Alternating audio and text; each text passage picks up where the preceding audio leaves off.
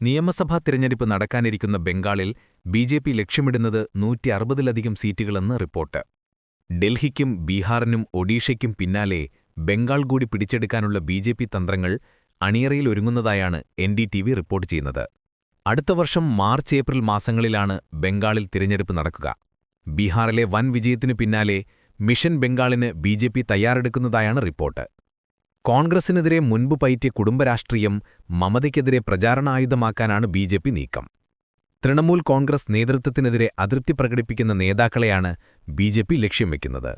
പ്രത്യേകിച്ച് മമതയുടെ അനന്തരവൻ അഭിഷേക് ബാനർജിയുടെ നേതൃത്വത്തെ ചോദ്യം ചെയ്യുന്നവരെ മിഷൻ ബംഗാളിന്റെ ഭാഗമായി ബിജെപി ഉന്നം വയ്ക്കുന്നുണ്ട്. മമതാ ബാനർജി തന്റെ അനന്തരവനെ ഭാവി മുഖ്യമന്ത്രിയായി വോട്ടർമാരുടെ മേൽ അടിച്ചേൽപ്പിക്കുന്നുവെന്ന് ബിജെപി ഇപ്പോഴേ പ്രചാരണം ആരംഭിച്ചിട്ടുണ്ട്. തൃണമൂലിന്റെ വോട്ട് വിഹിതം 48%, അതായത് 10% വോട്ടുകളുടെ വ്യത്യാസം. മികച്ച മുന്നേറ്റം നടത്തിയാൽ ബംഗാളിൽ ഭരണമാറ്റം സംഭവിക്കുമെന്നാണ് ബിജെപിയുടെ കണക്കുകൂട്ടൽ. 294 അംഗ നിയമസഭയിൽ 224 തൃണമൂലിന്റെ അംഗബലം.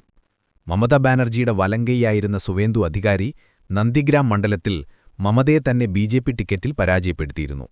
2021 അഭിഷേക് ബാനർജിയുമായുള്ള തർക്കത്തെ തുടർന്നാണ് ഒരു കാലത്ത് മമതയുടെ വിശ്വസ്തനായ സുവേന്ദു അധികാരി കളം മാറ്റിച്ചവിട്ടിയത്. തുടർന്ന് അതേ വർഷത്തെ സംസ്ഥാന തിരഞ്ഞെടുപ്പിൽ ബിജെപി 77 സീറ്റുകളും 38% വോട്ടുമാണ് ബംഗാളിൽ നേടിയിരുന്നത്.